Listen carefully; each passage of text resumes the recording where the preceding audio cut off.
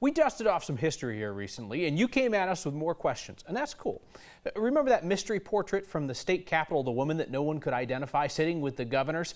We told you that Metro State history professor Derek Everett identified her as Catherine Craig, the first woman to hold state office as the superintendent for public instruction, basically like Department of Education.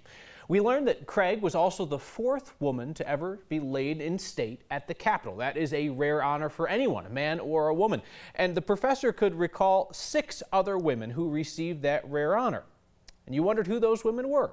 So we followed up with the professor in History Colorado and did some library research. The first was Julia Vander Leith Wells in 1912. She was a philanthropist and an advocate for women's suffrage. Alice Hill, the first poet laureate, was the second in 1921.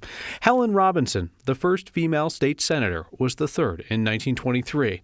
Then Catherine Craig in 1934. Mary Bradford was fifth in 1938. She was the first female delegate at the National Democratic Convention in 1908. In 1999, Vicki Buckley, the first African-American woman to hold statewide office. She was Secretary of State.